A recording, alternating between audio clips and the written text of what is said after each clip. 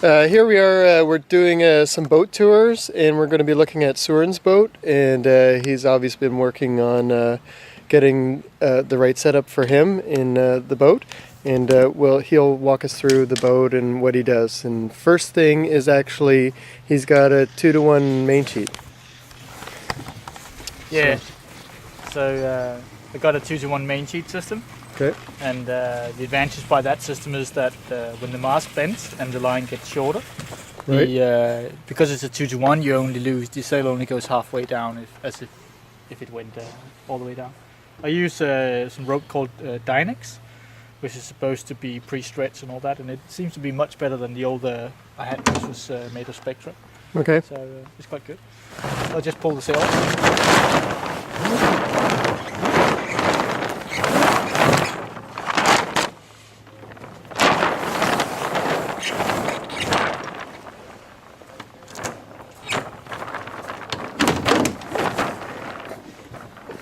Then I just cleat it in, and then I just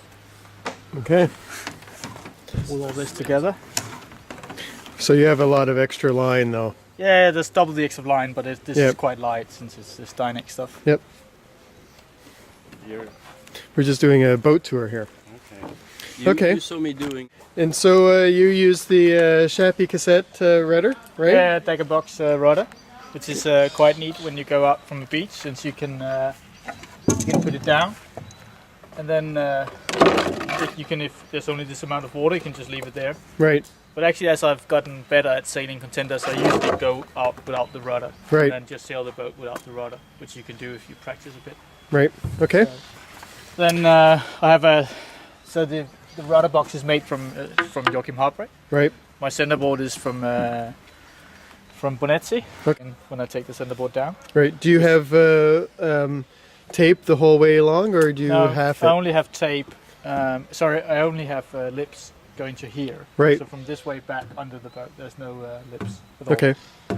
And you've kept the rear hiking straps? The hiking straps in. And I use them especially on downwinds where I have one foot inside the boat.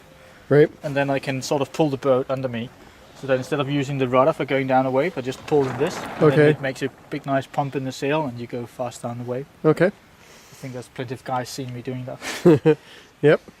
And I got a Super Spar boom, which I bought off Graham Scott. Okay. Seems to be good. It's been lasting quite some years. I used to break the alloy booms every second year, so I probably pull the kicker quite a lot. Right. Okay. And then I have a standard system here where this line is supposed to, or this block is moved sort of forward, so that when I ever attack, it sort of moves this one around. Right. And it sort of works. Okay, so you just let it. You don't have elastic bringing it back or anything. No, and because of the offset, it doesn't jam, right? Yeah, exactly. And then also I had to move this a bit forward to make sure that this one actually pulls it the right way. Where if it was further back in this one, then it wouldn't work. Then it was just clamp it over all the time. Okay. So. And then your centerboard. Then I have a centerboard system which is probably quite normal, but still. I have a pull up in this way. Yep. And then I have a pulling down which goes directly down to these cleat systems. Okay, and it just works off friction. Yeah, it works off friction. There's no cleats holding it down. Great. And then I just click this one in when I pull the centerboard down. Right. I click this one in. And by doing it this way, it means the centerboard never gets up more up than this, about this angle. Right. And it just means that, well, first of all, you can't pull it up completely, which would be bad at times. Right. And also, it sort of gives you less rope in the boat to pull whenever you need to pull it. Right. So I try to minimize all my ropes in the boat. Cool. And then you, for your vang, you bring it out to your trapeze wire? Yeah, so I have my my trapeze elastic, I have the kicking. Yep. The kicker, which I use quite a lot.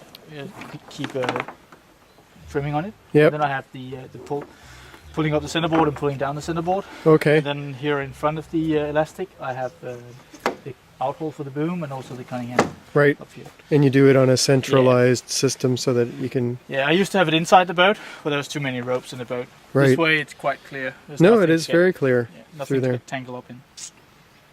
And when you tack in front of the tower, or If it's really light winds, I take it in front of the tower. yeah, If it's sort of medium light winds as we had today, right, where we're sort of just on the hook, I actually go back. And the reason why I go back is that you can make a much bigger pump with the boat when you tack, right, instead of just having, if you tack in front here, you sort of can't really do the pump the right way. Or at least I can't. So that's why I go back.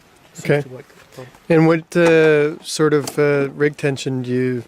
Well, you can see at the moment I have the rig tension off, and it's still quite, Yeah. so when I have this, it's probably around. So there's quite a lot of rig tension on. Yeah. I usually have a bit less, but for this regatta, it seems like I don't know. We're trying. This So out. Seems to around work quite well. 26 on a loose gauge, something like that. 28. Because actually, what I do is I look at it. So they're 28. Okay. So 168 kilos. Okay. And the lowers, what do you do with the lowers? Actually, what I do is I'll show you when I take the sail down. Okay. Because we're going to dinner, so I have to hurry. Yep. On the sleeve here. Okay. To And then look what for I your look at pre-bend. is how much space there's between the line Yeah. and where the spreaders is.